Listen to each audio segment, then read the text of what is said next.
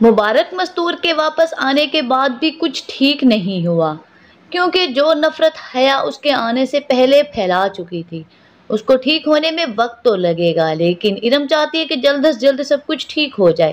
وہ اپنی ماں سے مشورہ کرتی ہے کہ میں سائمہ کو سمجھا چکی ہوں لیکن وہ میری کوئی بات مانتی نہیں۔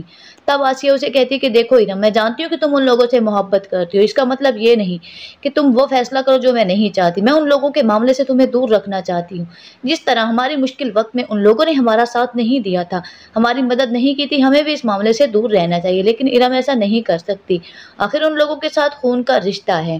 وہ چاہتی ہے کہ کسی طرح زرار اور سائمہ کے درمیان میں سب کچھ ٹھیک ہو جائے۔ زرار کو اس کا چچا آدم بھی سمجھا چکا ہے کہ تمہیں اپنی بیوی سائمہ سے بات کرنی چاہیے، اگر سامنے بیٹھ کر بات کرو گے تو ہو سکتا ہے رنجشیں ختم ہو جائیں۔ لیکن جو نفرت اور جو آگ ان بیچ میں لگا چکی ہے حیا، وہ کم ہونے کا نام ہی نہیں لے رہی۔ زرار اپنے چچا سے صاف کہہ دیتا ہے کہ میں اب ایسا کچھ نہیں کروں گا، میں نے سائمہ سے بہت محبت کی ہے لیکن اس نے میری محبت کی ذرا برابر بھی قدر نہیں کی، تو میں بار بار وہاں پر جا کر سب کے سامنے اپنی محبت کی توہین نہیں کراؤں گا۔ اب سائمہ خود ہی واپس آئے گی، لیکن آدم جانتا ہے کہ عورت کبھی بھی اپنی انا نہیں چھوڑے گی اور سائمہ کبھی بھی خود سے واپس نہیں آئے گی جب تک زرار لینے کے لیے نہیں جائے گا۔ ادھر آدم کی زندگی میں ایک بار پھر سے خوشی آ گئی۔ اس کا اکلوتا بیٹا ہارون، جو کہ اتنے عرصے سے باہر تھا، وہ اسے بنا بتائے ہی گھر لوٹ کر آ جاتا ہے، سب لوگوں کو سرپرائز دے دیتا ہے، سبھی لوگ بہت زیادہ خوش ہوتے ہیں۔ آدم کی خوشی کا کوئی ٹھکانہ نہیں ہوتا، وہ اٹھ کر اپنے بیٹے کو پیار کرتا ہے، گلے لگاتا ہے۔ کافی عرصے سے اس گھر میں جو سوگ کا عالم تھا وہ ہارون کے آنے سے کچھ کم ہو گیا۔ ہارون ایک بہت ہی شوخ اور چنچل لڑکا ہے جس نے آتے ساتھ ہی سب کے دل میں اپنی جگہ بنا لی، سب کے ساتھ گھل مل کر رہنا۔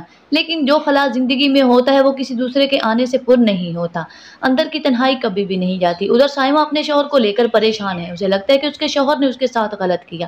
ادھر زرار اپنی جگہ الگ سے دکھی ہے کہ اس کی بیوی نے اس کے ساتھ غلط کیا۔ کبھی آفاق اپنے بارے میں سوچتا ہے تو دیکھتا ہے کہ اس نے اپنے گھر کو بچانے کے لیے، اس کاروبار کے بچانے کے لیے کتنی قربانیاں دی تھی، لیکن کس طرح دودھ میں سے مکھی کی طرح اس کے خاندان نے اسے نکال کر پھینک دیا۔